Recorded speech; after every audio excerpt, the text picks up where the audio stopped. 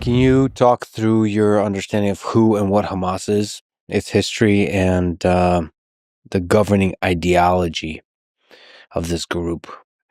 Well, Hamas, in a way, quite easy to understand because they say what their ambitions are. They say what their beliefs are.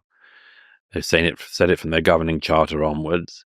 And you also have the advantage with Hamas that they, as it were, in trying to understand them, is that they tend to do what they say and act on what they believe.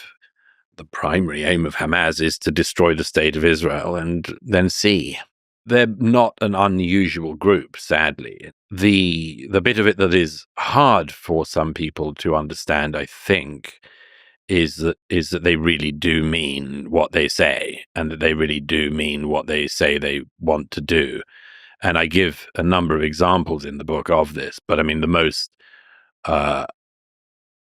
obvious is the case of Yahya Sinwar, the Hamas leader, who is generally regarded as having orchestrated and arranged the 7th of October. We know a fair amount about him because he was in prison in Israel in the 2000s for murdering Palestinians in Gaza, and he was released in the prisoner swap he's one of the more than 1,000 Palestinian prisoners inside Israel who was released in a swap for Gilad Shalit, the abducted Israeli soldier. And Yahya Sinwar, in prison in Israel, talked to, among others, a dentist who ended up saving his life because Yahya Sinwar had a brain tumor, and this dentist identified this and actually sent him to the hospital. And the Israelis famously removed the tumor and saved Sinwar's life. But this dentist used to speak to him in the prison, not very regularly, and has related, not least to the New York Times, his conversations with Sinwar. And Sinwar said in one of those conversations, he said, at the moment, you, Israel, are strong, but one day you'll be weak, and then I'll come. And that's what he did. Is it a hatred of Israel, or is it a hatred of Jews? Is it on the level of nations or the level of religion? Both. It's both. I mean, it originates from a religious mindset, but it's, of course, political as well. I mean, the Hamas Charter, of course, some people sort of think the Hamas Charter is of no significance, and I often notice this sleight of hand that people do. Again, it goes back to what I was saying earlier.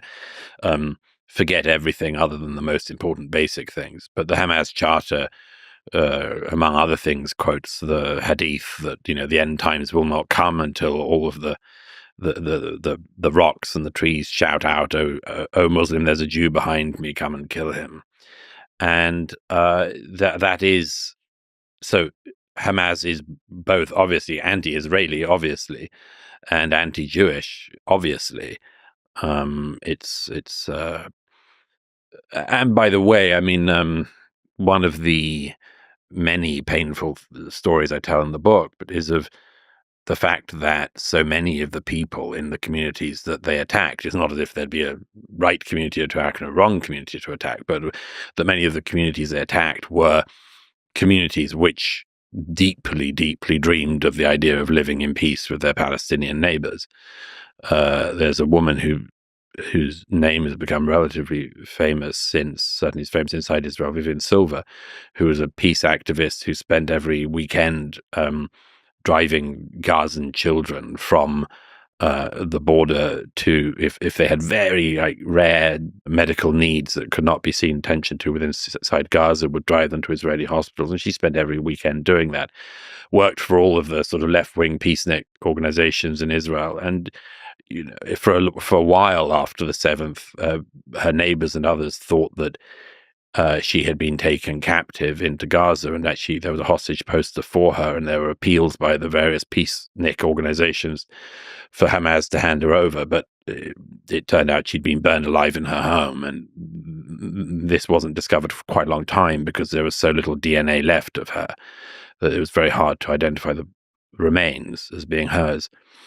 So there were a lot of people in the Gaza envelope, as it's called in Israel, in the area around Gaza, who would have been the people who, wanted to live peacefully with the Gazans someday. And there's a certain, among the many, it's not an irony, but just among the sort of pains of the day is that so so overwhelmingly these are the people that Hamas brought hell to.